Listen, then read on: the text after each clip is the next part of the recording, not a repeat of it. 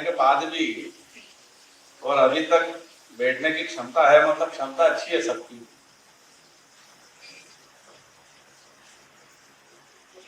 जैसा अभी सुनील जी ने बताया कि अखिल भारतीय कार्यशाला दिल्ली में आयोजित हुई और उस कार्यशाला के बाद में ऐसी अपेक्षा थी कि अब प्रांतों ने अपने अपने प्रांत में ये कार्यशाला करनी चाहिए। और मुझे प्रसन्नता है कि पूरे देश में अपना मध्य भारत प्रांत ये पहला प्रांत है जिसने इस कार्यशाला का आयोजन किया है।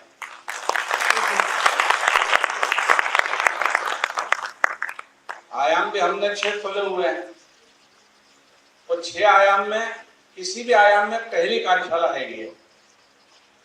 और इसलिए आप सब लोग, आप जो टोली है यहाँ की, मैं उनको शुभकामनाएं देता हूँ, बधाई देता हूँ। जब भोजन करके मैं इधर आ रहा था तब ये हॉल का नाम पढ़ने में आ गया मुझे। बाहर लिखा था विज्ञान विमर्श वीथिका। विज्ञान पर विमर्श करने के लिए वीथिका बनी है ये। अभी अपन थोड़ी देर के लिए इसको विमर्श का जो विज्ञान है उसकी वीथिका बनाना चाह रहे हैं। विचार यानी क्या है? ये विमर्श की वीथिका है, विमर्श का विज्ञान है ये, कि विमर्श कैसे तैयार करना, अवधारणाएं कैसे तैयार करना, उसका साइंस है पूरा ये। उस साइंस को अगर हमने समझ लिया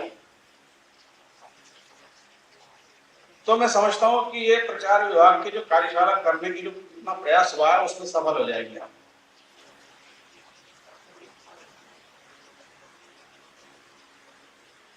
अब ये अवधारणा क्या रहती है, कैसे बनती है? एक अवधारणा ये है कि भारत, ये भारत क्या करेगा? अभी यूरोपीय देश नहीं कर पाए, अभी अमेरिका में नहीं होता, तुम क्या कर लोगे? ये एक विमर्श। इतने साल में हमारे दिमाग में ये भरा गया कि भारतीय कुछ नहीं कर सकते हैं।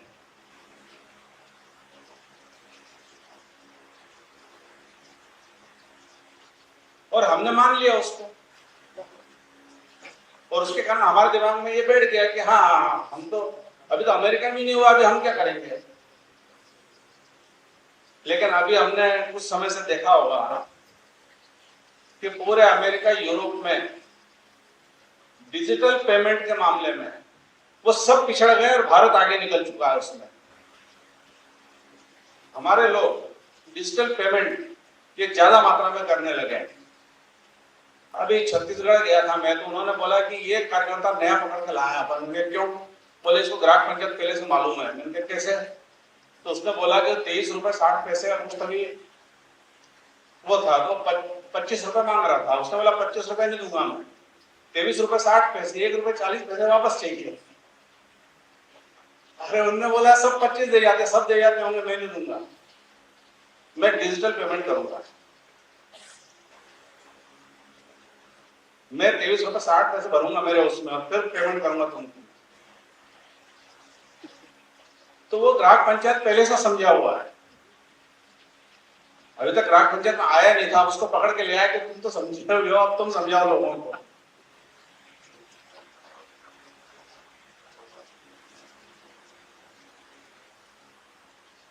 ऐसी एक चीज है जो कोरोना के काल में हमने देखी, वो ये देखी कि भारत का वैक्सीन ये सफल हो गया और दुनिया के वैक्सीन फेल हो गए। भारत कुछ नहीं कर सकता, लेकिन भारत से 4 गुना कम आबादी जिसकी है अमेरिका, भारत से आबादी 4 गुना कम है, भारत की 4 गुना ज्यादा आबादी है। लेकिन कोरोना के पेशेंट आज की तारीख में भारत से 2 गुने वहां पर, इतनी बड़ी मात्रा में कोरोना के पेशेंट है वहां पर। और जिस चाइना से यह वायरस निकला हुआ है, वो कोरोना वायरस को अभी वो भी खत्म नहीं कर पाया है, उसकी वैक्सीन भी फेल हो गई है। यह हम सब देख रहे हैं। और सफल कौन सी है? भारत की वैक्सीन सफल है। बीच बीच में अखबार में आता है भारत में कोरोना के इतने पेशेंट हैं, फिर आता है मास्क लगाना जरूरी है, कोई लगाता ही नहीं है, ऐसे ही घूम रहे हैं लोग, फिर भी कोरोना कुछ नहीं बिगाड़ पा रहा है। क्यों? वैक्सीन लगा ली हमने, क्योंकि हम आगे बढ़ चुके हैं सबसे। जो हमारे दिमाग में बिठा दिया गया था कि तुम भारतीय हो, तुम कुछ नहीं कर सकते हो, उसको हम समझ सकते हैं। अभी कुछ दिन पहले जिस ब्रिटेन ने आधे से अधिक दुनिया पर राज किया, उस ब्रिटेन को अर्थव्यवस्था के क्षेत्र में भारत ने पीछे छोड़ दिया और भारत विश्व की पांचवी अर्थव्यवस्था बन के सामने आ गया है। यानी यहाँ के लोग अगर चाहें तो कुछ कर सकते हैं, लेकिन वो चाहते क्या है? यहाँ के लोग चाहते हैं नौकरी करना। इसलिए दुनिया के सबसे बड़े नौकर कौन है? तो भारतीय हैं।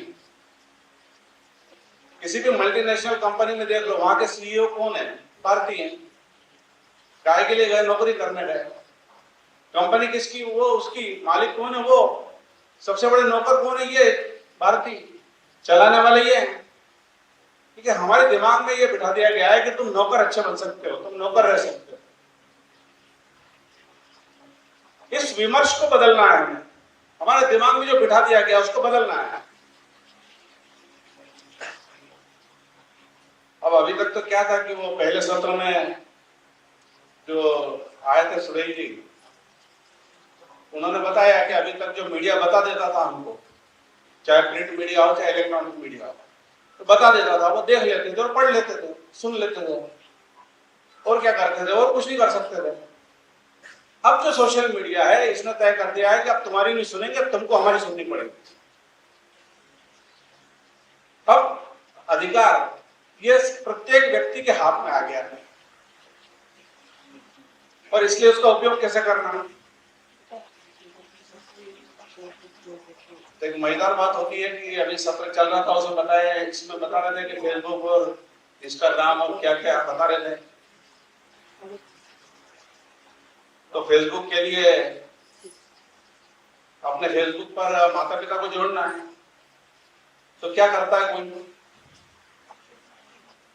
माता पिता को जोड़ना है मेरे फेसबुक पर, क्या करूंगा मैं? सबसे पहला काम है फ्रेंड रिक्वेस्ट भेजूंगा। माता पिता को फ्रेंड रिक्वेस्ट भेजते हैं हम, और जितने फ्रेंड हैं हो गए हमारे, उनको हम परिवार समझते हैं, और यहां धोखा खा जाते हैं हम।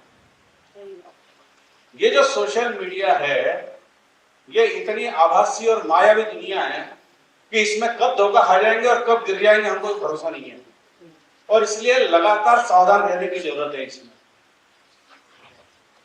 ये पूरी मायावी दुनिया है, बताती कुछ है, होता कुछ है। इसलिए कभी कभी मजाक में हम कहते हैं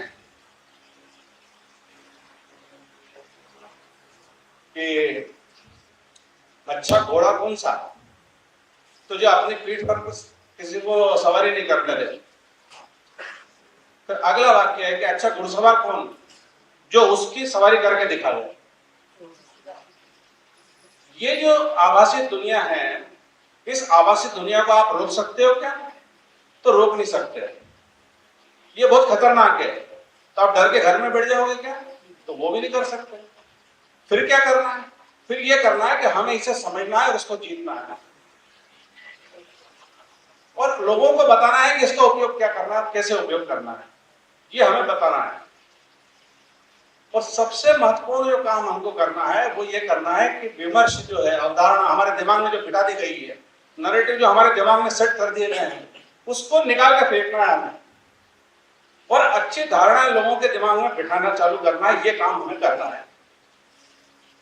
ये नैरेटिव कैसे सेट होता है और कैसे हमारे दिमाग में बिठाया जाता है। अच्छी बड़ी जो मल्टी बनती है, 20 मंजिल 25 मंजिल मल्टियां बनी हुई है, उसमें लोग रहते हैं। उसमें 2 लिफ्ट होती है। एक लिफ्ट होती है जो वहां रहते हैं रहवासियों के लिए, ऊपर जाने आने के लिए। दूसरी लिफ्ट होती है सर्विस प्रोवाइडर के लिए, जो सेवाएं देने वहां आते हैं। जो यहाँ रहते हैं, ये बड़े लोग हैं। वो जो सर्विस प्रोवाइडर हैं, वो छोटे लोग हैं। कारण क्या है, ये बड़ा काम करते हैं, ये छोटा काम करते हैं। बड़े काम करने वालों के लिए एक लिफ्ट है, छोटे काम करने वालों के लिए दूसरी लिफ्ट है। बड़े काम के लिए एक, छोटे काम के लिए दूसरी, बड़े काम के लिए एक, छोटे काम के लिए दूसरी, बड़ों के लिए एक, छोटे के लिए दूसरे, बड़े के लिए एक, छोटे के लिए दूसरे। ये बड़ा और ये छोटा, एक एक शब्द हटाते चले गए, इसको बड़ा बता दिया और उसको छोटा बता दिया, और ये करके और भेद डाल दिया हमारे बीच में कि ये बड़ा और ये तुम छोटे हो। कोई व्यक्ति काम से बड़ा छोटा होता है, लेकिन हमारे दिमाग में भेद डाल दिया। अभी कुछ दिन पहले अंग्रेजी अखबार में, मैं इसलिए कह रहा हूं कि अंग्रेजी अखबार जो है वो ज्यादा चतुर है और भ्रम फैलाने के लिए ज्यादा प्रयास करते हैं। अभी एक कुछ दिन पहले गाजियाबाद में अंग्रेजी अखबार में छपा था कि ऊंची जाति वालों के लिए अलग लिफ्ट है और छोटी जाति वालों के लिए अलग लिफ्ट है। ये तो सुनकर ही एक आश्चर्यचकित हो गया अपन कि ऐसा किसी ने सोचा भी है क्या? किसी के दिमाग में भी आया क्या विषय? किसी के दिमाग में नहीं आया। अब ये कौन डाल रहा है? ये अंग्रेजी अखबार डाल रहा है। इसका मतलब ये है कि किस प्रकार से ये विमर्श तैयार किए जाते हैं, कैसे हमारे दिमाग में भरा जाता है, कैसे हमारे समाज में भेद डालने की कोशिश होती है, कैसे हमारे समाज को तोड़ने की कोशिश होती है। इस प्रकार के अनेक प्रयास चल रहे हैं।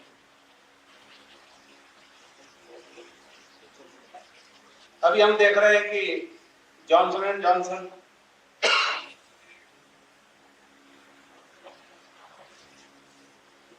अमेरिका में लाखों डॉलर एक व्यक्ति को देना पड़ा कि वो पाउडर जो है उससे स्किन खराब हो जाती है। लेकिन ऐसे हजारों मुकदमे अमेरिका में दर्ज हैं उस पर, उसके बाद भी वो भारत में बिक रहा है। क्यों बिक रहा है?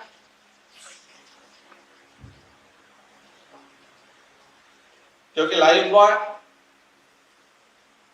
है, जहां तंदुरुस्ती है वहां तो आपको लाइफ बॉय लेना है। लेकिन महिलाओं को तंदुरुस्ती से कोई मतलब नहीं है, इसलिए सौंदर्य साबुन ये है तो उनको ये खरीदना है। और जब ये हो गया कि ये और ये खरीदने लग गए तो उनको समझ में आ गया कि यहाँ पागल बनाया जा सकता है। उन्होंने बोला ये बड़ों का साबुन, ये बच्चों का साबुन, ये बड़ों का पाउडर, ये बच्चों का पाउडर।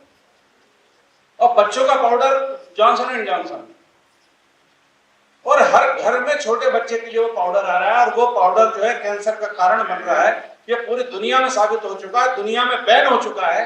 भारत में आज भी वो चल रहा है। अभी 4 दिन पहले कोई एक प्रांत ने बैन किया है, अभी उस पर एक प्रदेश ने बैन किया है। ये हमारे दिमाग में धीरे धीरे ये बात बिठाई जाती है और फिर उसके बाद अपने माल को किस तरह से बेचना, ये तरीके निकाले जाते हैं। आपके जीवन से खिलवाड़ करके वो कमाने के लिए लगे हुए हैं। इस प्रकार से वो विमर्श तैयार कर रहे हैं।